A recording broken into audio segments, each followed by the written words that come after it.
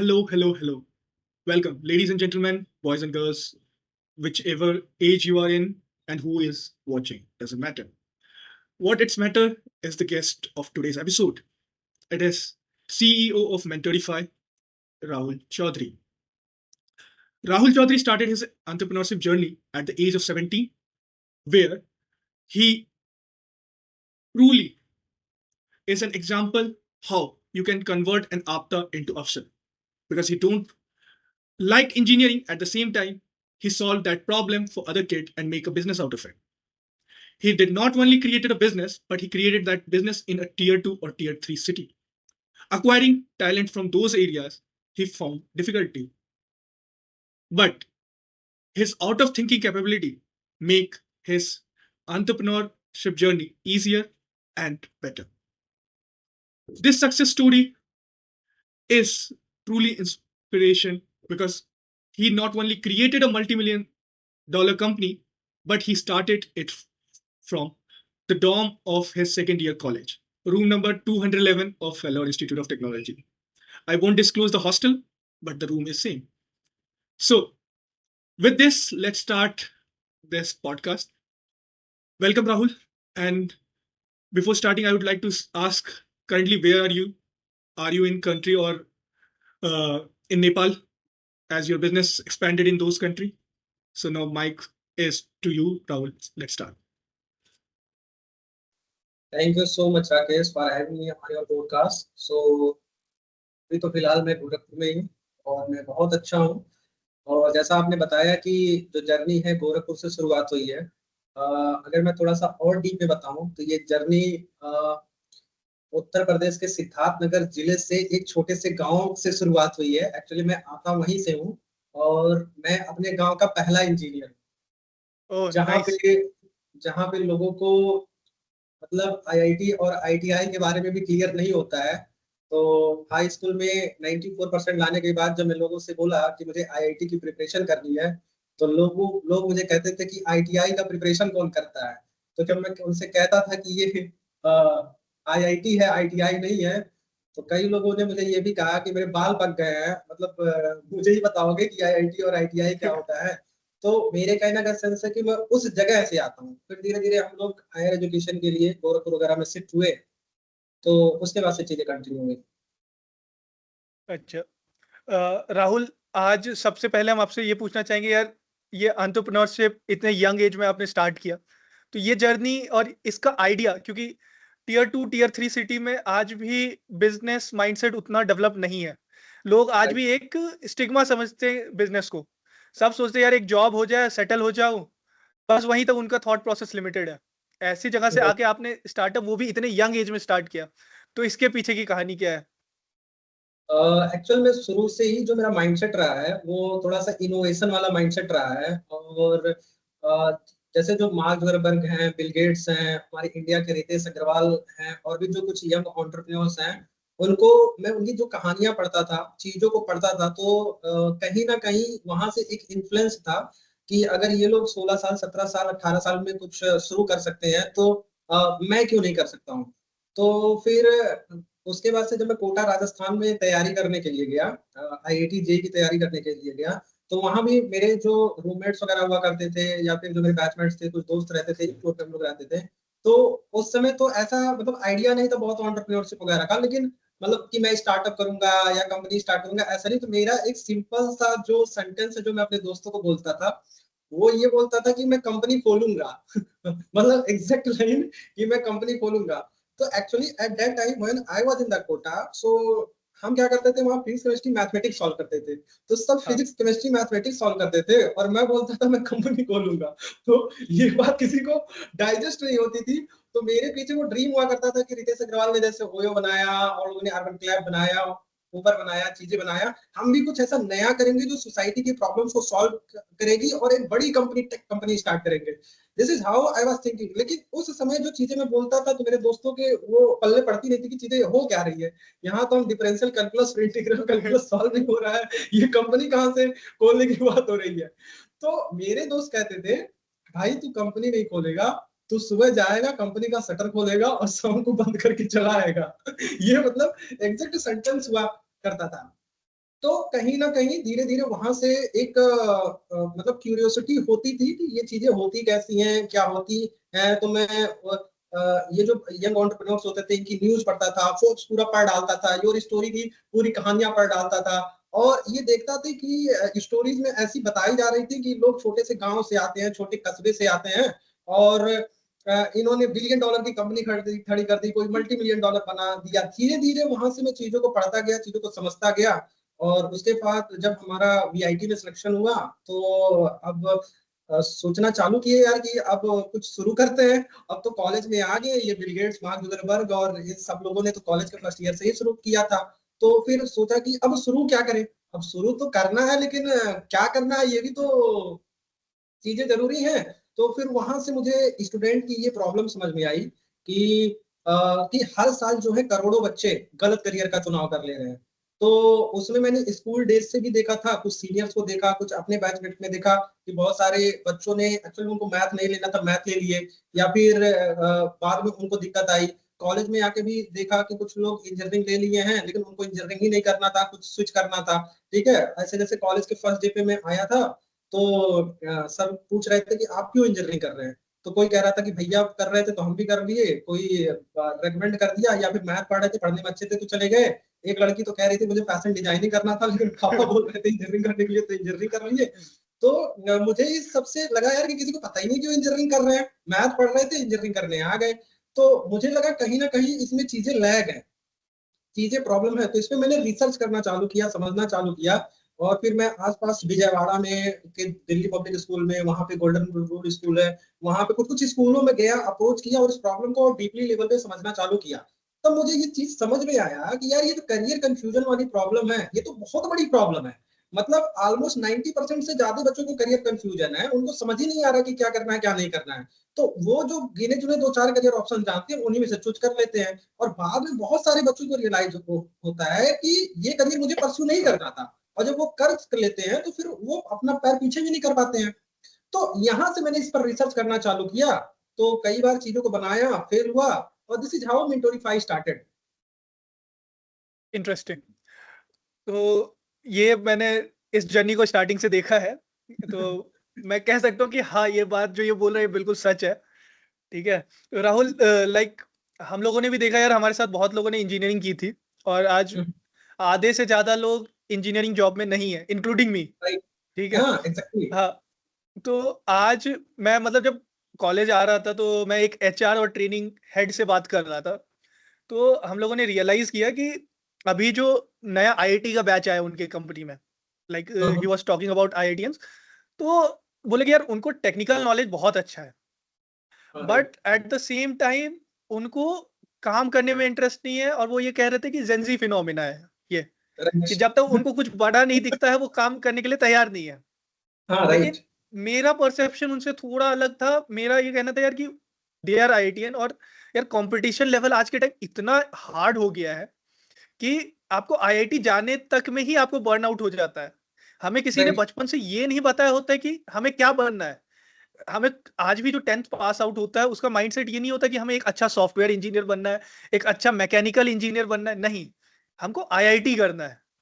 IIT exactly, जाके exactly. हाँ, IIT जाके बहुत लोगों ने अपना पढ़ाई में इंटरेस्ट खो दिया है, क्योंकि वो बर्नआउट हो जाता है। वो 2 साल 3 साल जो आप रिग्रेसिवली काम करते हैं, तो उसका एक बर्नआउट इफेक्ट आता है। तो उस चक्कर में और फिर वो जो 2-3 साल जब आप अपने पर्सनैलिटी को बिल्ड कर सकते थे या अपने आप को इम्प्रूव कर सकते थे, सॉफ्ट स्किल चेंज कर सकते थे, वो आप पूरा टाइम देते थे कैलकुलस, मैथमेटिक्स इन सबको सॉल्व करने में। तो उसके कारण अभी जो है इंडस्ट्री में ये प्रॉब्लम आ रहा है। तो इस प्रॉब्लम को आप कैसे देखते हैं और इसको सॉल्व करने के लिए एज़ अ करियर काउंसलर आप क्या कहना चाहेंगे? इसमें क्या होता है कि जैसे आपने बहुत सही पॉइंट बताया। होता क्या है, मान लीजिए कि उसमें से तो बहुत बच्चों को इंजीनियरिंग करना ही नहीं था पहली बात, सबसे बड़ी प्रॉब्लम है। और उसमें से भी जो इंजीनियरिंग करना था बच्चों को ना, उनको ये नहीं पता कि हमको कौन-सा इंजीनियर बनना है। उनको एक हाँ, रैट रेस लगी हुई है कि हमको ये बनना है। सेकंड चीज़, उनकी रैंकिंग जब आती है ना, ज़्यादातर बच्चे जो हैं वो ब्रांच को प्रेफ़रेंस देते ही नहीं है। वो कॉलेज को प्रेफ़रेंस देके चले जाते हैं कि बस आईआईटी मिल जाए। लेकिन हर इंजीनियरिंग तो अलग है। सॉफ्टवेयर इंजीनियरिंग आपका अलग है, कंप्यूटर साइंस आपका, इलेक्ट्रॉनिक अलग है, मैकेनिकल अलग है, सिविल अलग है। इंजीनियरिंग सब है पर सबका काम तो अलग-अलग है।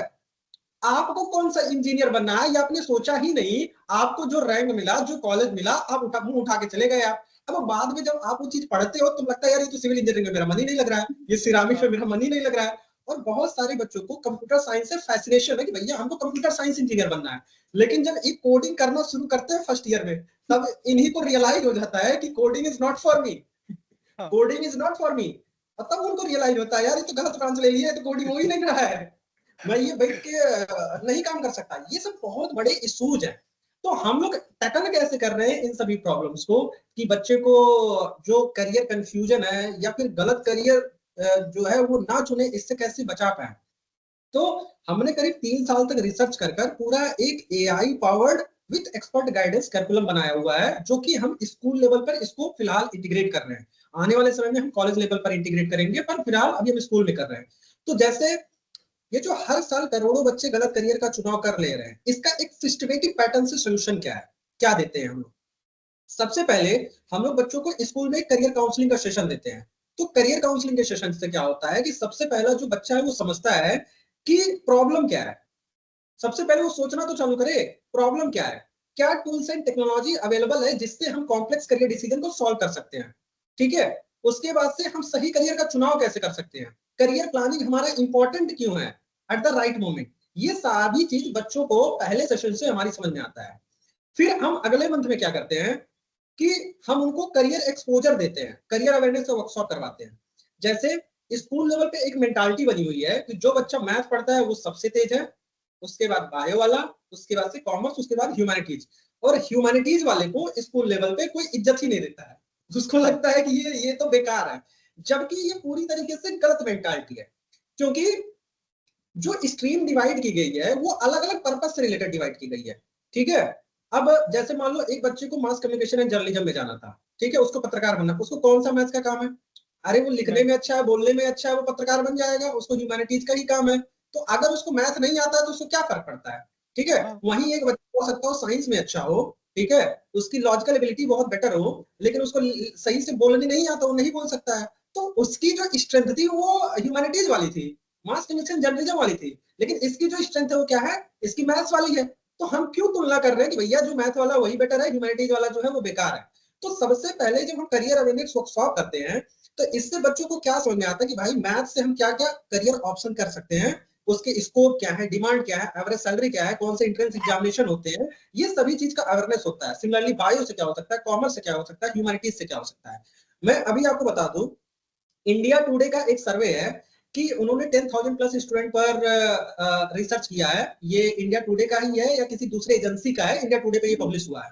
ठीक है, कि उन्होंने पाया कि इंडिया का बच्चा जिसकी जो एज है 14 से 21 के बीच में है, वो ऑन एन एवरेज केवल 6 से 7 करियर ऑप्शंस के बारे में जानता है। जस्ट 6 से 7 करियर ऑप्शंस के बारे में जानता है, जबकि आज के समय में हजारों करियर ऑप्शन है। ठीक है, अब I just want to ask you a question, if a student is not aware about a particular career option, क्या वो उसको चूज कर सकता है? द आंसर नहीं, इज एब्सोल्युटली नॉट, क्योंकि नॉट, उसको उसमें पता ही नहीं है। तब यही बच्चा जब ग्रो कर जाता है तो बाद में इसको रियलाइज होता है कि दुनिया में ये भी चीज एग्जिस्ट करता था, मुझे ये चुनना था, तो उसको रिग्रेट होता है कि मैं ये क्यों चुन लिया। तो जब उसको करियर एक्सपोजर मिल जाता है तो उसको समझ में आ जाता है कि भैया ऐसा नहीं है कि केवल मैं मैथ्स ही से कर सकता हूँ या बायो से ही कर सकता हूँ या कॉमर्स से ही। उसका जो ब्रेन है वो खुल जाता है कि from every stream options available है। अगर मुझे मैथ नहीं समझ में आता कोई बात नहीं, मुझे बायो नहीं समझ में आता कोई बात नहीं, कॉमर्स से भी चीजें होती हैं, ह्यूमैनिटीज से भी चीजें हो सकती है, या फिर मुझे मैथ पढ़ना मैंडेटरी नहीं है। ठीक है, और ये मेरा जो सर्वे है, हमने जो 15-20 हजार बच्चों पे पूरा रिसर्च करके पाया है कि ये जो इंडिया टुडे में जो पब्लिश है ना, कि वो बच्चा 6-7 भी नहीं जानता है। बच्चे से आप जाके पूछिए मैथ से क्या कर सकते हैं, बच्चा पहले बताता है इंजीनियरिंग, और इंजीनियरिंग के बारे में भी उसको क्लैरिटी नहीं है। आप जाके ब्रांच ब्रांच पूछिए, कुछ नहीं पता है उसको। दूसरा बताएगा बीएससी, उसके बाद पूछोगे तो कहेगा दुनिया खत्म, उसको पता ही नहीं है। और बायो हाँ, वाले से जाके पूछोगे तो सबसे पहले बताएगा नीट, उसके वो अलावा सबसे नहीं। पहले बताएगा नीट। और नीट के बाद बताएगा एक बताएगा अगर गर्ल्स स्टूडेंट है तो कहेंगे नर्सिंग कर लेंगे, और या तो फार्मेसी। उसके बाद उनको दुनिया पता ही नहीं है कि क्या है। कॉमर्स वाला सीए बताएगा, सीएस बताएगा या बीकॉम बताएगा, उसका दुनिया खत्म। ह्यूमैनिटीज वाले को एक ही चीज पता है कि तो बीए जनरल होता है, उसके अलावा कुछ नहीं पता है कि उसको क्या होता है, कि कुछ हाँ, हो सकता है कि नहीं हो सकता है। तो ये सब बहुत बड़ी प्रॉब्लम है, तो हम उसको एक्सपोजर देते हैं। थर्ड मंथ में हम लोग क्या करते हैं कि हमने क्या किया है, 3 साल रिसर्च करके एक AI powered career guidance platform बनाया है। हमारा AI powered career career guidance platform क्या करता है कि बच्चा हमारे प्लेटफॉर्म पे एक आके करियर असेसमेंट देता है। हमारा जो प्लेटफॉर्म है वो बच्चे से रैंडम क्वेश्चंस पुट अप करता है। जैसे जैसे बच्चा हमारे प्लेटफॉर्म पे रिस्पॉन्सेज देता है, क्या होता है, हमारा प्लेटफॉर्म जो है बच्चे का पूरा ब्रेन एनालिसिस कर लेता है, ठीक है, एक पैटर्न एनालिसिस कर लेता है और लास्ट में बच्चे का एक पर्सनलाइज करियर रिपोर्ट निकाल देता है। उस पर्सनलाइज करियर रिपोर्ट ये 8 से 10 पेज का होता है, जिसमें उसके बारे में उसकी पूरी डीप इंसाइट होती है। उस रिपोर्ट से एग्जैक्टली उसको समझ में आता है कि जो मेरा इंटरेस्ट है वो किस एरिया में कितने परसेंटेज पे है, पूरा ग्राफ के फॉर्मेट में परसेंटेज भी इंटरेस्टिंग। देता है कि आपका किस एरिया में कितने परसेंटेज पे है। हर एक इंसान की अपनी एप्टीट्यूड होती है, उसकी स्ट्रेंथ और वीकनेस होती है। वो आपको समझ में आता है कि आपकी स्ट्रेंथ किस एरिया में कितने परसेंटेज पे है, आपकी जो वो वीकनेस कैसी है। हर एक इंसान की अपनी यूनिकनेस होती है, आपकी पर्सनालिटी होती है कि who are you as a person. आपको अपनी पर्सनालिटी समझ में आती है। Now you are clear about yourself. अब मजे की बात बताता हूँ, आपको 10th के बाद वो स्ट्रीम समझ में आते हैं जो आपके इंटरेस्ट, आपकी स्ट्रेंथ और आपके पर्सनालिटी तीनों से मैच करता हो। ये हमारा एल्गोरिथम निकालता है जिसमें आप एक्सेल और एंजॉय बेटर कर पाएंगे। 12th के बाद वो करियर ऑप्शंस आपको निकाल कर देता है उन हजारों करियर ऑप्शंस में से जो आपके इंटरेस्ट से भी मैच करता हो, आपके इंटेलिजेंस से भी मैच करता हो और आपके पर्सनालिटी को सूट भी करता हो, जिसमें आप एंजॉय कर पाएंगे और एक्सेल बेटर कर पाएंगे। अब इस रिपोर्ट से क्या होता है कि बच्चा खुद को समझ जाता है, अपने इंटरेस्ट को समझता है, अपनी स्ट्रेंथ को समझता है, अपनी वीकनेस को समझता है, अपनी पर्सनालिटी को समझता है और उसके लिए हजारों करियर ऑप्शंस में से क्या बेहतर करियर ऑप्शंस हैं जो उसको सूट करता है, उसके लिए बेहतर है, वो उसको क्लैरिटी मिल जाती है। अब हम बच्चे को क्या करते हैं कि उसका हार्ड कॉपी प्रिंट कर दे देते हैं। अब हार्ड कॉपी प्रिंट कर दे दिए, फिर हम लोग एक और चीज करते हैं स्कूल्स में। बच्चे का बहुत सारे पेरेंट्स हैं, वो बच्चे कुछ और करना चाहते हैं, पेरेंट्स कुछ और करवाना चाहते हैं। तो हम लोग क्या करते हैं कि जो स्कूल्स में क्या करेंगे हम लोग कि पेरेंट्स काउंसलिंग सेशन भी करवा देते हैं। और पेरेंट्स काउंसलिंग सेशन में हम लोग ये बताते हैं कि भैया जो है बच्चे को समझना जरूरी है। शर्मा जी का लड़का क्या कर रहा है उससे मतलब नहीं है। शर्मा जी का लड़का कुछ और हो सकता है, आपका लड़का कुछ और हो सकता है। आप शर्मा जी के लड़के को देखकर इन्फ्लुएंस मत होइए, आप अपने लड़के को समझिए। अपने लड़के को कैसे समझेंगे, ये आपके सामने रिपोर्ट है, इस रिपोर्ट से आप अपने बच्चों को समझिए। अब क्यों ये जरूरी है कि शर्मा जी के लड़के के पीछे हमें नहीं भागना है, अपने बच्चों को समझना है। जैसे हमारे पास एक ब्लड है, ठीक है, ब्लड ब्लड से हम क्या कर सकते हैं, बाल काट सकते हैं। लेकिन हाँ। क्या हम ब्लड से पेड़ काट पाएंगे? नहीं। नहीं। वही कुल्हाड़ी है, कुल्हाड़ी से हम क्या करेंगे, पेड़ काट सकते हैं, लेकिन कुल्हाड़ी से हम बाल नहीं काट सकते। तो यहाँ पे क्या है, बाल की जो स्ट्रेंथ है वो क्या है, बाल जो ब्लेड की स्ट्रेंथ है वो है वो बाल बाल काट काटना, से। जो ब्लेड हाँ। की वीकनेस है क्या है, पेड़ काटना। वही हाँ। कुल्हाड़ी की स्ट्रेंथ क्या है, कुल्हाड़ी की जो पेड़ स्ट्रेंथ काटना। है वो है पेड़ काटना। कुल्हाड़ी की जो वीकनेस है क्या है, वो बाल काटना। अब यही हमको चीज समझना है कि हो सकता हो भैया जो शर्मा जी का लड़का देख रहे हैं वो कुल्हाड़ी हो, आपका लड़का ब्लेड हो, या फिर जो शर्मा जी का लड़का है वो ब्लेड है, आप जो है कुल्हाड़ी है। तो जो वो काटने की कोशिश करेगा वो आप काटेंगे तो आपका बच्चा डूब जाएगा, क्योंकि वो नहीं कर सकता है। तो हमें जो अपनी स्ट्रेंथ है, अपनी वीकनेस है, वो समझना जरूरी है। जैसे एक और मैं एग्जांपल देता हूँ, जैसे चिड़िया आकाश में बहुत अच्छा उड़ती है, ठीक है। हम्म। अब चिड़िया मछली को देखिए, वाह मछली पानी में कितना अच्छा तैर रही है, हमको भी तैरना चाहिए। तो तैर पाएगी नहीं। वही नहीं। मछली जो है पानी के नीचे बहुत अच्छा तैर रही है, और चिड़िया को देखिए यार, वाह कितना अच्छा उड़ रही है आकाश में, हमको भी उड़ना चाहिए, तो नहीं उड़ पाएगी। तो अब यहाँ पे समझते हैं मछली की जो स्ट्रेंथ है वो क्या है, पानी में तैरना। तैरना। मछली की वीकनेस क्या है, आकाश में उड़ना। वही चिड़िया की स्ट्रेंथ क्या है, आकाश में उड़ना। लेकिन चिड़िया की वीकनेस क्या है, पानी में तैरना। पानी में ठीक है, तैरना। चिड़िया की स्ट्रेंथ अलग है, चिड़िया की वीकनेस अलग है।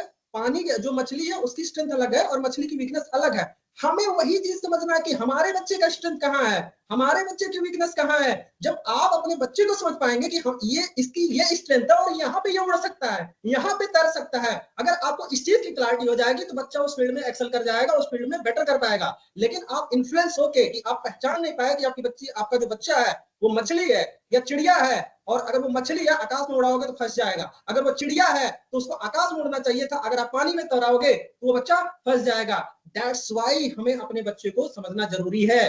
तो फिर हम ये पेरेंट्स को समझाते हैं, फिर हमारे एक्सपर्ट काउंसलर होते हैं जो उस रिपोर्ट को 1 to 1 बच्चे को, मम्मी पापा को बैठा के समझाते हैं। बच्चा भी अब उस रिपोर्ट को समझता है, उसके मम्मी पापा भी उस रिपोर्ट को समझते हैं, और उसको समझ में आता है कि कौन सा स्ट्रीम मेरे लिए 10वीं के बाद सही है, 12th के बाद कौन सा करियर ऑप्शन सही है। और इस तरीके से बच्चा जो है पूरा क्लियर हो जाता है कि एक्चुअल में उसके लिए सही करियर पाथ क्या है। फिर क्या होता है, हम बच्चों को मैसेज के थ्रू एंट्रेंस एग्जामिनेशन की भी अपडेट देते रहते हैं, ताकि बच्चा राइट समय पे कोई भी चीज मिस ना करे। जैसे बच्चे को अगर पता चल गया इंजीनियरिंग करना, उसको पता होता है जेईई मेंस देना है, लेकिन बहुत सारी एग्जामिनेशन होती है, वीआईट्रिपल का होता है, बिटसाइट का होता है, कॉमेट का होता है, डब्ल्यूबीजे का होता है, ऐसे सिमिलरली अदर फील्ड में भी होता है। अब बच्चा हो सकता है वो आईटी क्वालिफाई ना कर पाए, लेकिन हो सकता है वो वीआईटी वेल्लोर में चला जाए, बिट्स पिलानी में चला जाए, हो सकता है कॉमेट के से बैंगलोर किसी अच्छे कॉलेज में चल जाए, डब्ल्यूबीजे से कहीं और चला जाए, एमएससीटी से महाराष्ट्र में चले जाए, ठीक है। हो सकता है कि वो क्वालिफाई ना कर ले, लेकिन बच्चा का है सही समय पे सही इन्फॉर्मेशन नहीं मिल पाई, इसके लिए भी वो छूट जाता है,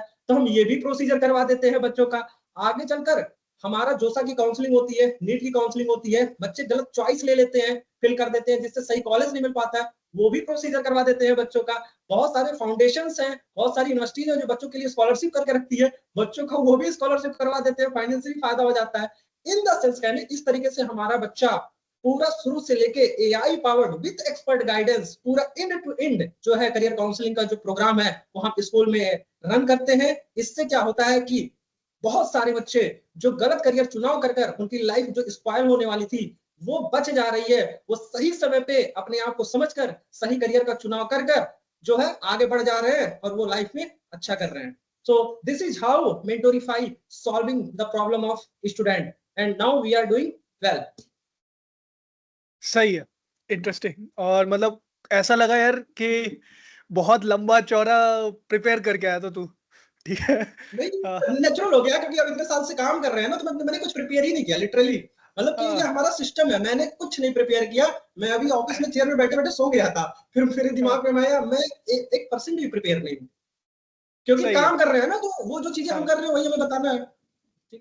और ये बता यार कि मतलब तुम्हारी एंटरप्रेन्योरशिप जर्नी जो स्टार्ट हुई, फाइन। हम्म, हम लोग भी पढ़ रहे हैं अभी एमबीए में, एंटरप्रेन्योरशिप एक सब्जेक्ट है, इनके लिए बस क्रेडिट कंप्लीट करना है। मैं हाँ थ्योरेटिकल कॉन्सेप्ट पढ़ रहा हूँ, तुमने स्टार्टिंग से पढ़ा है, ठीक है, मैं डिफरेंस जानता हूँ, ठीक है। हाँ हाँ हाँ तो बिल्कुल। मैंने बात की है तुमसे पहले भी, तो मेरे को पता है कि क्या डिफरेंस है। तो हम्म, मतलब आज के टाइम इंडिया में अगर कोई भी बच्चा अपनी कंपनी स्टार्ट करना चाहेगा, तो उसको किस हम्म, किस चीज का ध्यान रखना चाहिए, और वो क्या क्या प्रॉब्लम और चैलेंजेस फेस कर सकता है। हम्म। तो एज अ बिजनेसमैन पर्सपेक्टिव इस पे थोड़ा कमेंट कर दे। और देखो सबसे पहले क्या होता है कि सबसे पहले आपको एक प्रॉब्लम पकड़ना है कि प्रॉब्लम क्या है, और हर प्रॉब्लम पकड़कर आप चल भी नहीं सकते, ठीक है। जो आप प्रॉब्लम पढ़ रहे हैं सबसे पहले उसमें एक तरीके से वो प्रॉब्लम जिस तरीके से आप सॉल्व करेंगे उसमें आपका डोमेन एक्सपर्टीज होनी चाहिए, पहली बात। दूसरा चीज आपका मन भी लगना चाहिए, आप कुछ भी नहीं शुरू कर सकते हैं। मतलब आपने एक ऐसे क्षेत्र का प्रॉब्लम पकड़ लिया है जहां पे आपका मन भी नहीं लगता है, तो आप लॉन्ग टर्म पे आप सस्टेन नहीं कर पाएंगे। तो हमने हम्म। एक अपना प्रॉब्लम पकड़ा, आपने जो पढ़ाई लिखाई की है उसके डोमेन एक्सपर्टीज से आप उसको सॉल्व करने निकल गए, ठीक है। ये आप चीजें समझ समझ में आ गया। फिर आपको देखना है कि जो आप प्रॉब्लम सॉल्व करने जा रहे हो, क्या कोई और पहले प्रॉब्लम सॉल्व कर चुका है या नहीं कर चुका है। क्योंकि कई बार ना लोग प्रॉब्लम सॉल्व कर रहे हैं लेकिन आपको पता ही नहीं है कि जो है आप वो प्रॉब्लम सॉल्व कर रहे हो।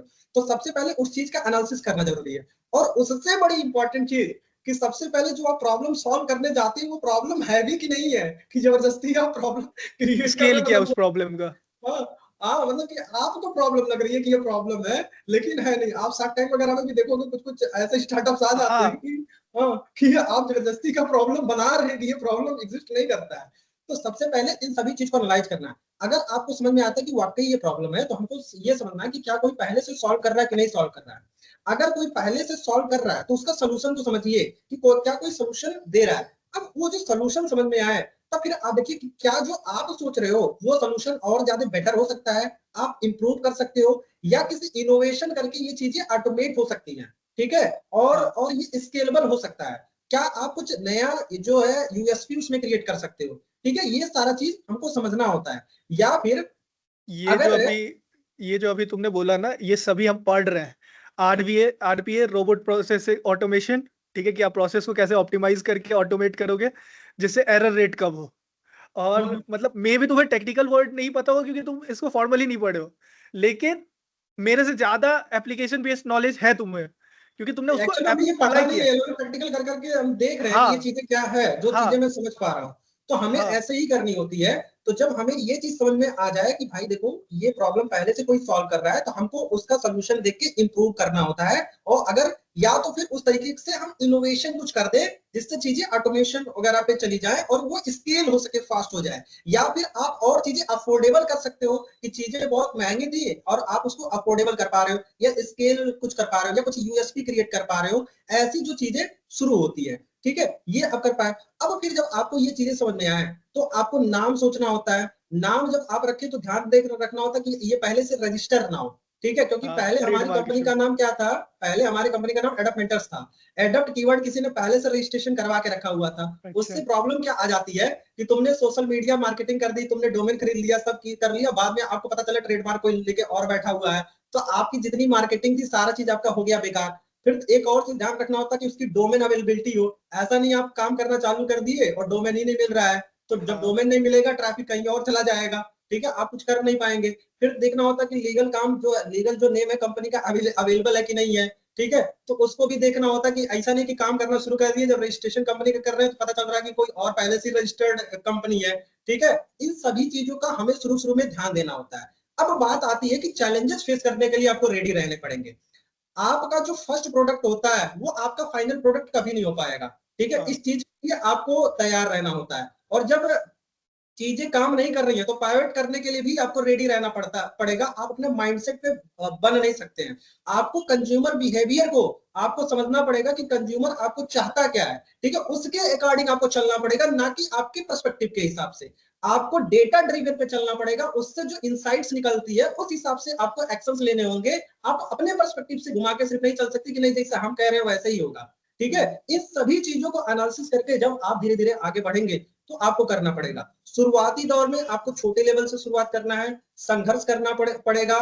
धीरे धीरे शुरुआत कीजिए। गवर्नमेंट के ग्रांट्स वगैरह हैं, स्टार्टअप इंडिया है, आप जिस स्टेट में रहेंगे, जैसे उत्तर प्रदेश में स्टार्टिंग यूपी है, हमारे निधि EIR का प्रोग्राम होता है। इन सभी जगह पे आप अप्लाई करके देख सकते हैं, कुछ ग्रांट्स ले सकते हैं। शुरुआती दौर में आपके पास ऑफिस नहीं रहेगी, चीजें नहीं रहेंगी, तो बहुत सारे इंक्यूबेशन सेंटर्स बनाए गए हैं अलग अलग यूनिवर्सिटीज में, और कुछ इंडिपेंडेंट प्राइवेट वगैरह अवेलेबल है। वहां पे आप अप्लाई करके ऑफिस स्पेस वगैरह भी ले सकते हैं।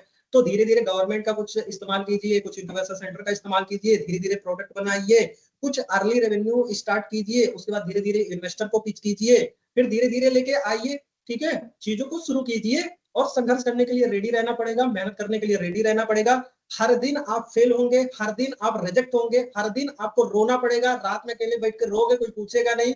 और एक बात आपको समझना पड़ेगा, तुम ये जो तुम कर रहे हो तुम किसी को बताओगे तो लोग आपको चूतिया समझेंगे, एक सिंपल सा बता रहा हूँ, पागल समझेंगे। लोगों का ताने भी सुनने के लिए रेडी रहने पड़ेंगे। अगर आप कॉलेज वगैरह के फाइनल ईयर में हो तो रिस्क भर के पड़े रहेंगे, क्योंकि आपके दोस्त 18 लाख 20 लाख 25 लाख के प्लेसमेंट में निकल रहे होंगे और आप जीरो से शुरुआत किए होंगे और आपकी फटी पड़ी होगी, ठीक है। घर वालों का अलग प्रेशर, सोसाइटी का अलग प्रेशर, इंटरनल तुम्हारा अलग प्रेशर, करियर रिस्क अलग से, जीवन अलग से, जो तुम बना रहे हो वो चलेगा कि नहीं चलेगा वो प्रेशर अलग अलग से, और आगे क्या करोगे क्या नहीं करोगे वो अलग प्रेशर से। तो इन सभी प्रेशर्स को हैंडल करके आपको चीजों को समझना पड़ेगा। और एक बैकअप लेके जरूर चलिए कि अगर मेरा स्टार्टअप फेल हो गया तो क्या क्या आप नौकरी कर सकते हो, किस पोजीशन पे काम कर सकते हो, वो सब थोड़ा सा मतलब एक हल्का सा भी प्लान लेके चलिए। क्योंकि जैसे मेरा था यार, अगर फेल हो गए तो वीआईटी से पड़ा है, कहीं ना कहीं कुछ कर लेंगे, दोस्त वगैरह है, रिफरल वगैरह मांगेंगे यार कि कहीं पे हो जाए, क्या कर सकते हैं। तो मतलब चीजें ऐसी है कि आपको कुछ ना कुछ सोच के रहना पड़ेगा, क्योंकि जो एंटरप्रेन्योरशिप जो जर्नी है ना वो कोई ऐसे फिक्स नहीं है कि आप सक्सेसफुल हो जाएंगे। 10 में से एक ही बंदा सक्सेसफुल होता है, ठीक है, बाकी सब फेल होते हैं। तो मेहनत कीजिए, रिजेक्शन के लिए रेडी रहिए, तैयार रहिए, संघर्ष करने के लिए रेडी रहिए। और मतलब समाज आपको कभी नहीं समझेगा, आप क्या कर रहे हो वो कभी नहीं समझ पाएगा। अड़ोसी पड़ोसी से दूर रहना है, घर वालों से भी दूर रहना है, क्योंकि ना आपके घर वाले समझेंगे, ना रिश्तेदार वाले समझेंगे, ना पड़ोसी समझेगा। इवन ऐसा भी पॉसिबल है कि जिस कॉलेज में आप पढ़ रहे हैं प्रोफेसर भी ना समझे कि आप क्या कर रहे हैं। तो मेरे साथ ऐसा हुआ है। तो जो चीजें मैं बता रहा हूँ वो चीजें बता रहा हूँ। तो इन सभी जो है चैलेंजेस से डील करने के लिए आपको हमेशा रेडी रहना पड़ेगा कि भाई आप खड़े हो, और ऐसा लगे ना गया ना कि आप टूट कर बिखर जाओगे, लेकिन उसमें बिखरना नहीं है, फिर से खड़े होना, तभी तभी चीजें संभव है। तो इन सभी चैलेंजेस के लिए आपको रेडी रहना पड़ेगा एंटरप्रेन्योरशिप जर्नी में। Due to lack of word मैं बस यही कहूंगा कि it is like getting pregnant, no one cares how much time you get fucked, everyone just want to see you pregnant. Right. ओ भाई। कुल मिला के यही उसका शॉर्ट फॉर्म था, हाँ, है हाँ, ना? यही बोलते हैं, हाँ।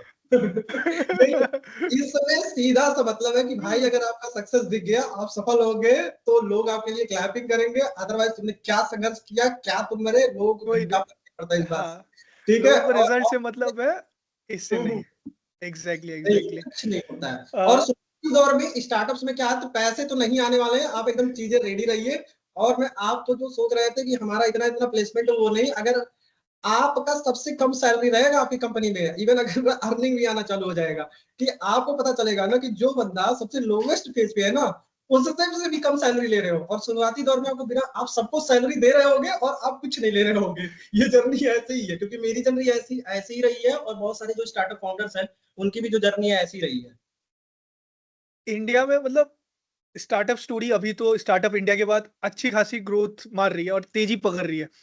तो हुँ। लाइक जहाँ तक मुझे पता है, आपको एक ऑफिस मिला था नोएडा में, बट हाँ, हाँ। स्टिल यू चूज़ गोरखपुर, और फिर एक सेंटर बेस आप लखनऊ में चूज़ किया था।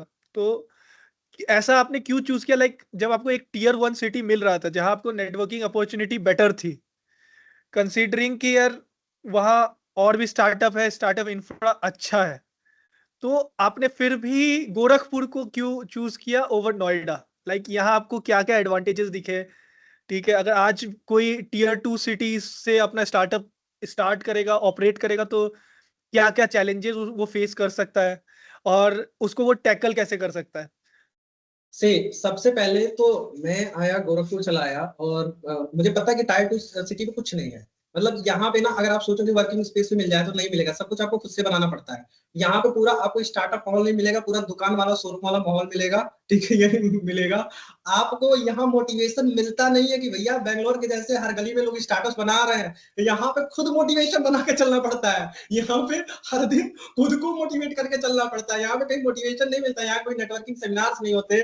यहाँ पे आपको गली में भटकते हुए इंजीनियर्स नहीं दिखाई देंगे, कि यहाँ जैसे बैंगलोर और नोएडा के रोड्स पे दिखाई देते हैं। यहाँ पे स्टार्टअप्स के लोगों को मतलब भी नहीं समझ में आते हैं पूरे सिटी में, कि क्या है क्या नहीं है। तो बहुत सारी चीजें हैं यहाँ पे, मतलब बहुत सारी चीजें हैं। लेकिन मेरा एक ही मोटिवेशन था कि भैया हर कोई टायर 1 में चला जाएगा, तो ये टायर 2 सिटी में एंटरप्रेन्योरशिप का इन्वायरमेंट, जो इकोसिस्टम है, ये बनाएगा कौन? हाँ? टायर 2 सिटी में बनाएगा कौन? और ये जो माइग्रेशन है, रोकेगा कौन? तो है कि यार यहीं पे करेंगे, यहीं पे बनाएँगे, टायर 2 सिटी से ही बनाएँगे, ठीक है? तो उस मोटिवेशन के साथ था, तो आपको कुछ चैलेंजेस देखने पड़ेंगे। टायर 2 सिटी में आपको रिसोर्सेज़ कम मिलेंगे, टायर 2 सिटी में ईज़िली आपको वर्किंग स्पेस वगैरह नहीं मिलेंगे, ठीक है? टायर 2 सिटी में आपको स्टार्टअप का इकोसिस्टम नहीं मिलेगा, टायर 2 सिटी में आपको खुद के मोटिवेशन से भी चलना है, ठीक है? टायर 2 सिटी में आपको हायरिंग की प्रॉब्लम हो जाएगी, कि आपको राइट एम्प्लॉयी भी हायर करना बहुत प्रॉब्लम हो जाता है। ये सारी चीज़ें हैं, लेकिन आप उसको हर एक प्रॉब्लम को बैठोगे, उसको टैकल करने की कोशिश करोगे, तो कहीं न कहीं से आपको ईज़िली जो है चीज़ें मिल जाएँगी और समझ में आ जाएँगी। तो उस चीज़ों को हमको थोड़ा-सा ध्यान देना पड़ेगा। तो राहुल, लाइक आपने स्टार्टिंग की थी अपने करियर की एज़ अ इंजीनियर, इंजीनियरिंग से आपने स्टार्ट किया। हुँ, तो लाइक उस 4 साल ने, पहले तो आप ये बताइए कि आप किस कॉलेज से थे? उस कॉलेज ने आपको कैसे हेल्प किया आपको अपनी कंपनी बिल्ड करने में, और क्या-क्या गलत एक्सपीरियंस क्वेश्चन। रहा उस कॉलेज के साथ, जिसने आपको हेल्प किया, और क्या उसकी नेगेटिव चीज़ थी जो उनको चेंज करना चाहिए? हाँ, देखो यार, वीआईटी इज़ नो डाउट कि बहुत अच्छा एक इंस्टीट्यूशन है, एक अच्छा लेगेसी है। आपको एवरेज से ऊपर ही बच्चे मिलते हैं वहाँ पे, और एक बहुत अच्छा है, प्लेसमेंट वगैरह सारी चीज़, सब चीज़ डिसेंट रहती हैं। लेकिन कॉलेज में, वीआईटी में ही इवन हमने देखा कि एंटरप्रेन्योरशिप का इतना बहुत बड़ा कल्चर नहीं है, ठीक है? तो वीआईटी को ही मैं सजेस्ट करूँगा, नॉट जस्ट वीआईटी, मैं सारे कॉलेजेस को, इवन आईआईटीज़ में को भी मैं ये रिकमेंड करना चाहूँगा, क्योंकि मैं बहुत सारे आईआईटी वगैरह में भी जाता हूँ, चीज़ें लोगों से मिलता वगैरह रहता हूँ। तो हमें क्या करना होगा कि हमें रिसर्च को, दूसरा चीज़ हमें एंटरप्रेन्योरशिप को, स्टार्टअप्स को प्रमोट करने पड़ेंगे। और ये प्रमोट आपको अलग-अलग तरीके से करने पड़ेंगे। आप इंडस्ट्री एक्सपर्ट्स को बुलाइए, सेशन वगैरह करवाइए, स्टार्टअप्स के बारे में ज़्यादातर सेमिनार वगैरह करवाइए। हर आप महीने 2 महीने में बच्चों से आइडियाज़ लीजिए, उसमें इंडस्ट्री एक्सपर्ट्स को बुलाइए कि वो इवैल्यूएट करें। कॉलेज का आप कुछ फंड बनाइए, और ये बहुत इंपॉर्टेंट है, कॉलेज का आप कुछ फंड बनाइए, जो आप सिलेक्ट कर रहे हैं, ऑन द स्पॉट आप चेक दीजिए उनको। 1 लाख, 2 लाख जो भी आप चेक दे पाए। उसमें से भी आप बाउंडेशन लगा देते हैं कि 25% इस तरीके से रिलीज होगा, 10% से इस तरीके से रिलीज हो जाएगा। अरे क्या हो जाएगा उससे? आप उससे क्या होने वाला? जिससे आप सेलेक्ट कर रहे हैं ऑन द स्पॉट उसके लिए कुछ फंड रखिए, उनको बच्चों को प्रोडक्ट बनाने दीजिए, वर्किंग स्पेस आप इंक्यूबेशन सेंटर प्रॉपर रखिए, जो सिलेक्टेड बंदे हों, ई सबमिट्स वगैरह प्रॉपर तरीके से करवाइए, हर 4-6 महीने पे करवाइए, इन्वेस्टर्स को बुलाइए, बच्चे आपके जो है पिच करें, गवर्नमेंट की जो फंडिंग है, उनको रिकमेंडेशन दीजिए, एक्सेसिबल करवाइए। इन सभी चीजों को आपको करना पड़ेगा, प्रमोट करना पड़ेगा। और सबसे इंपॉर्टेंट चीज जो आपने ये 80% का अटेंडेंस क्राइटेरिया लगा के रखा हुआ है ना, इससे बच्चों की क्रिएटिविटी खत्म हो रही है। क्योंकि आपको हर महीने एग्जाम करवाना है, 1 से 2 दिन अटेंडेंस पे अगर एक कम हो जाता है तो 80% से नीचे आ जाता है। अब बिट्स 80% पिलानी से इस मामले में बहुत अच्छा बहुत है। अच्छी है, बहुत हाँ, अच्छा है। तो बिट्स पिलानी का कल्चर मैं कह रहा हूँ कि आप नहीं छोड़ दीजिए बिट्स पिलानी आप 80% तो मत रखिए। आप देख लीजिए ना कि आपके इंक्यूबेशन सेंटर में कौन-कौन से स्टूडेंट हैं। उन स्टूडेंट को थोड़ा-सा आप अटेंडेंस रिलैक्सेशन दे दीजिए। सबको मत कीजिए, लेकिन एक्चुअली जो रिसर्च कर रहा है, जो इनोवेशन कर रहा है, जो एक्चुअल में स्टार्टअप कर रहा है, ठीक है? उसको आप क्या कीजिए, अटेंडेंस उसको 50% कर दीजिए ना, 60% कर दीजिए। 80% लगा के रखेंगे तो वो लड़का तो केवल जो कॉपी पेस्ट आपका असाइनमेंट है वही करेगा। जाएगा इंटरनेट से छापेगा, चैट जीपीटी से छापेगा, लाके देगा, उससे कुछ होने वाला है नहीं। और जो लड़का एक्चुअल में इनोवेशन कर रहा है, एक्चुअल में रिसर्च कर रहा है, उसको आप फंसा के रखे हो। अगर इस चीज को आप देखेंगे, ये बहुत बड़ा डिमेरिट है आपका। इससे क्रिएटिविटी खत्म हो रही है, बच्चा रिसर्च नहीं कर पा रहा है, स्टार्टअप्स कम होते हैं क्योंकि बच्चा दिन भर असाइनमेंट प्रोजेक्ट करने में फंसा है, जो कॉपी पेस्ट में लगा हुआ है। तो इन सभी बच्चों को देख लीजिए, जो इंक्यूबेशन सेंटर में काम कर रहे हैं, जो फीस दिए हुए, उनका अटेंडेंस वगैरह जो है वो थोड़ा सा कम कर दीजिए और इन सभी बच्चों को सपोर्ट कीजिए। तो इस तरीके से जो है ना वो स्टार्टअप्स जो है और आएंगे। मेरे समय में तो ऐसे ही हुआ था, 80% अटेंडेंस का क्राइटेरिया है और मुझे कई सारे सब्जेक्ट में डिबार्ड भी होना पड़ा है। ऐसे 79 आ गए, 78 आ गए और ये अटेंडेंस देते भी नहीं है उसके चक्कर में। अब उससे कितनी सारी प्रॉब्लम आई। अब आदमी स्टार्टअप देखेगा कि आपका अटेंडेंस देखेगा 79-80%। अरे आप रखिए अटेंडेंस उसको 50-60% कर दीजिए, क्योंकि बहुत सारी चीजें एडिशनल हो जाती है। सेकंड चीज कि अगर कोई बच्चा स्टार्टअप कर रहा है तो स्टार्टअप का एक क्रेडिट रख दीजिए, 10 क्रेडिट 15 क्रेडिट रख दीजिए कि बच्चे को 3-4 सब्जेक्ट ना पढ़ने पड़े। बहुत सारे इवन गवर्नमेंट भी करता कहता है, आप जाके उसको न्यूज उसका जो पॉलिसी पढ़िए कि अगर कोई बच्चा स्टार्टअप कर रहा है तो 10 क्रेडिट 15 क्रेडिट कुछ है उसको उस सब्जेक्ट के जगह पे स्टार्टअप रखा जा सकता है। इससे क्या होगा कि बच्चे का जो है बर्डन कम हो जाएगा। इन सभी पॉलिसीज को आप सही तरीके से इंप्लीमेंट कीजिए। ये नहीं कि जो पॉलिसी बनाई हो केवल पेपर पे पड़ी हुई है, वो प्रैक्टिकल उतर ही नहीं रही है, उसको उतारिए। तो जब आप एंटरप्रेन्योर्स को बुलाएंगे, सेशन करवाएंगे, इन्वेस्टर को बुलाएंगे, अवेयरनेस क्रिएट करवाएंगे, बच्चों को इनोवेशन के लिए प्रमोट करेंगे, स्टार्टअप के लिए प्रमोट करेंगे, इंक्यूबेशन सेंटर में बच्चों को वर्किंग स्पेस देंगे, ई सबमिट करवाएंगे, इन्वेस्टर को पिच करेंगे, गवर्नमेंट के फंडिंग को एक्सेसिबल करवाएंगे, इजिली रिकमेंड करेंगे, निधि ईआईआर है, स्टार्टअप इंडिया, सब चीजों को करेंगे। तो दिस इज हाउ जो है स्टूडेंट्स को इंटरेस्ट ज्यादा आएगा, प्रमोट ज्यादा होंगे और आपके कॉलेज से और भी ज्यादा एंटरप्रेन्योर्स निकलेंगे जो आगे चलकर सोसाइटी की बड़ी प्रॉब्लम्स को सॉल्व करेंगे, आगे चलकर एम्प्लॉय जनरेशन का काम करेंगे और इससे आपके कॉलेज की भी रैंकिंग अच्छी होगी और आपके कॉलेज से और एंटरप्रेन्योर्स निकलेंगे, इनोवेशन होंगे, सब चीजें होंगी। और ये कॉलेज को बहुत ध्यान देने की जरूरत है इस सब चीजों पर, लेकिन ज्यादातर कॉलेज इस पे ध्यान नहीं दे रहे, इवन जो बहुत अच्छे अच्छे इंस्टीट्यूशन है वो भी। एग्जैक्टली। लाइक एमबीए में मैंने एक चीज ऑब्जर्व किया है कि ज्यादातर एमबीए कॉलेजेस के जो हायर साइड के प्लेसमेंट्स है ना, वो आज एग्जिस्ट ही इसलिए करते हैं क्योंकि इनके एलुमनाई कंपनी अपनी कंपनी को लाते हैं यहाँ प्लेसमेंट्स के लिए। राइट तो राइट। अगर यही ट्रेंड इंजीनियरिंग में आ जाए ना कि लाइक आपने अपना कंपनी स्टार्ट किया कॉलेज के टाइम, आपने इंक्यूबेट किया, जो कि बिट्स पिलानी में हुआ है और हम ये इफेक्ट देख रहे हैं।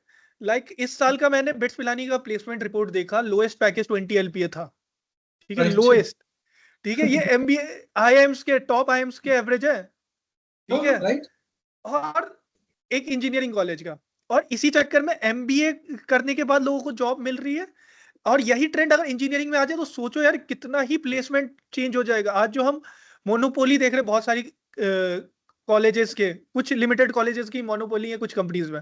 ठीक है, उसको कितना झटका लगेगा, और मतलब एक इन्वायरमेंट बिल्ड होगा तो लोग मोटिवेट होंगे कि हाँ यार हम कर सकते हैं, अगर नहीं करेंगे तो ये इन्होंने यहाँ से कंपनी स्टार्ट की थी, हमारी नेटवर्किंग हो चीजें हैं, जाएगी। आप और भी चीजें लेके आइए। एंटरप्रेन्योर जो ग्राउंड लेवल से शुरू किए हैं, जिनके पास कोई बैकअप प्लान ही नहीं था, छोटे गांव से आते हैं, टायर 3 सिटी से टायर 2 से आते हैं, उनको आप बुलाइए सेशन, तो उनसे बच्चे मोटिवेट होंगे कि भैया ये बच्चा गांव से आ गया है, ये इस जगह से आके ये कर लिया तो हम कर लिए। बच्चों को इन सब मेंटालिटी से निकालना पड़ेगा कि हमको स्टार्टअप करना, बहुत पैसा चाहिए, हमको बहुत बड़ा बैकअप प्लान चाहिए, तभी कुछ हो सकता है। जब ऐसे लोगों को लेके आओगे जिनके पास कुछ नहीं था लेकिन उन्होंने बना दिया है, तो तब उनको आएगा कि भाई ये इंसान कर सकता है तो हम भी कर सकते हैं। और ये सब चीज़ आपको करना पड़ेगा। जब आप करेंगे तब ये चीज़ें पॉसिबल है। Exactly exactly. तो यार, अ, ये तो रहा वीआईटी का बात। लाइक वीआईटी में आपको नेटवर्किंग में कैसे हेल्प किया, और इसके बारे में अगर थोड़ा बता दे तो, लाइक क्या हाँ, एक्सपोजर लिया था? वीआईटी का जैसे अब एक चीज़ है कि हमारे जितने सारे दोस्त हैं, वो तो अच्छी-अच्छी कंपनियों में प्लेसमेंट हो गए थे और इवन हमारा जो 2022 वाला बैच था, वो तो मतलब प्लेसमेंट बहुत ही शानदार हुआ था। मुझे लगता है कि काफ़ी सही हुआ था, 12, 13, 18, 20, 25 सब ऐसे ही प्लेसमेंट पे हाँ। लेके चले गए। तो एक तो है ना कि हमें एक कल्चर बड़ा सही मिला था वहाँ पे, मतलब जो अपने जो ग्रुप्स थे, वो काफ़ी अच्छे थे क्योंकि वहाँ पे अब आप सबकी पढ़ोगे ना, हर कोई अपने स्कूल का टॉपर है, अपने डिस्ट्रिक्ट का टॉपर है, अपने क्षेत्र का टॉपर है, तो ऐसे है। तो वो ब्रेन कम्युनिटी मिली हुई थी। अब उससे क्या होता है कि जैसे मैं ही तुम लोग से डिस्कस करता था, अनिकेत था, आदेश था, काफ़ी लोग हुआ करते थे, अमित वगैरह होता था, मैं सबसे डिस्कस करता था, तो डिस्कस करके ही कुछ बहुत सारी चीज़ें आउटपुट मिल जाती है। आप सबसे डिस्कस भी नहीं कर सकते हो ना। अब हम्म। जिसके पास अब वो कम्युनिटी ही नहीं है, उसका उसमें सोचने की क्षमता ही नहीं है, उससे डिस्कस करके अब क्या आउटपुट निकालोगे? ठीक है? तो हाँ। वहाँ से भी काफ़ी चीज़ें आइडियाज़ निकल कर आती हैं। बाद में भी बहुत सारी चीज़ें हुई नेटवर्किंग का क्या जब मेरा लो फेज़ था, ठीक है? तो लो फेज़ था, मेरे पास पैसे तो हुआ नहीं करते थे। अब मैं तो कॉलेज से मैंने नौकरी भी नहीं की, घर का इतना कोई बैकअप प्लान भी नहीं था कि भाई हम आपको इतना पैसा दे सकते हैं, आप चलिए कंपनी शुरू की। तो शुरुआती दौर में बहुत सारे लोगों ने हेल्प की, तुमने भी हमारी हेल्प की। अमित है, हमारा पूरा यूआई यूएक्स डिज़ाइन कर दिया था, ऐप का ही पूरा डिज़ाइन कर दिया था। मैं कुछ नहीं दे पा रहा था, लेकिन कम से कम जो मैं विजुअलाइज़ कर रहा था उसने यूआई यूएक्स फॉर्मेट में हमको दिखा दिया कि हमारा ऐप ऐसे बन सकता है। ठीक है? चीज़ें बन सकती है। अनिकेत हुआ करता था, उससे मैं अपने स्टार्टअप्स को जो हॉस्टल नंबर 315 और हमारा कॉर्नर का जो 210 वगैरह हुआ करता था, इस हम पे ग्रुप ग्रुप 211 था अपना, हाँ, 210 था शायद। हाँ, हाँ, 210 ही बहुत था। टाइम हो गया। आइकॉनिक हाँ, रूम है, उससे 2 स्टार्टअप निकले उस रूम से। अरे एग्ज़ैक्टली भाई, तो ठीक है। तो 210 हो हाँ, गया, 315 हो गया, तो हम लोग बरामदे में अपना घूम-घूम कर डिस्कस करते थे कि यार ऐसे इसको ऐसे कर सकते हैं, इसको वैसे कर सकते हैं, ऐसी कंपनियाँ बना सकते हैं, वैसी कंपनियाँ बना सकते हैं। चीज़ें होती रहती हैं, तो वहाँ से ब्रेनस्टॉर्मिंग करके कहीं न कहीं चीज़ें आती हैं। तो हमारी जो कम्युनिटी थी, उन्होंने भी हमारे एंटरप्रेन्योरशिप में कुछ-कुछ लोगों ने हैं कि जो चाहे उनसे डिस्कस करके हमें कुछ आइडियाज़ मिले हुए हैं, चाहे मेरे पास समय उस समय कुछ रिसोर्सेज़ नहीं थी, किसी ने कुछ यूआई डिज़ाइन कर दिया हुआ है या तो फिर किसी ने कुछ चीज़ें कर दी हुई हैं। ठीक है? तो वो हेल्प तो कहीं न कहीं मतलब मुझे इस कम्युनिटी से मिली हुई है और थोड़ा-सा एक बैकअप प्लान भी था कि अगर कुछ नहीं हो पाया तो अपनी कम्युनिटी तो है ही रेफरल देने के लिए। रेफरल के। तो वो भी एक हाँ। बैकअप सपोर्ट की तरह आपका काम करता है। चाहे आपको ज़रूरत पड़े ना पड़े, लेकिन वो आपको एक सपोर्ट की तरह काम करता है। हमेशा कि ये हैं, कहीं न कहीं रेफरल दे देंगे। अ, तो राहुल यार, आखिरी क्वेश्चन है, इसके बाद खत्म कर दूंगा क्योंकि बहुत टाइम हो गया है। ठीक है? तो यार आखिरी क्वेश्चन ये है, और ये सबसे इंपॉर्टेंट क्वेश्चन भी है, कि लाइक यार आज ये कोई। आदेश भाई है। आदेश ने शुरुआती दौर में काफ़ी काम किया, ठीक है? बहुत सारा हाँ, चीज़ हाँ। किया। मुंबई में जाके भटक-भटक के बहुत सारा काम किया था। लेकिन अब आदेश गायब हो गया है। अब आदेश को ये पॉडकास्ट ज़रूर दिखाना। आदेश भाई को भेजना चाहिए पॉडकास्ट। आदेश भाई, अगर आप हमें सुन रहे हो हाँ, तो हाय बोल रहे हैं राहुल। हाँ, रजत है। रजत से भी हमारी काफ़ी चीज़ें डिस्कशन हुई रजत हैं। तो यही है, रजत तो यही है, मतलब मेरे कॉलेज के जस्ट पीछे रहता है, तो उससे तो मुलाकात हो जाती है, लाइक हर एक वीक हो जाती है इनफैक्ट। हाँ, चीज़ें रजत। हो जानी थी तो हाँ। हाँ, थे ऐसे-ऐसे चीज़ें थे तो मतलब काफ़ी लोग से डिस्कशन हुआ, काफ़ी चीज़ों को किया भी तो था। हम्म। यार, वही लास्ट और सबसे इम्पोर्टेंट क्वेश्चन है, ठीक है? इसको अपना टाइम लेके आराम से बता, कि लाइक आज कोई 12th से पास आउट हुआ है और उसको अपनी एंटरप्रेन्योरशिप जर्नी स्टार्ट करनी है, तो हुँ, हुँ। उसको क्या, कैसे वो अपने कंपनी रजिस्टर कर सकता है? ठीक है? हाँ, और उसको क्या-क्या लीगल कंप्लायंसेस फॉलो करने पड़ सकते हैं? और कैसे वो अपना कंपनी आइडिया, बहुत लोगों के पास होता है, लेकिन उस आइडिया को एग्ज़ीक्यूट करने के लिए उसको क्या-क्या ध्यान रखना चाहिए, और क्या-क्या उसके केपीआईज़ होने चाहिए जो वो लेके चले, कि उसको पता चलते रहे कि वो राइट डायरेक्शन में जा रहा है?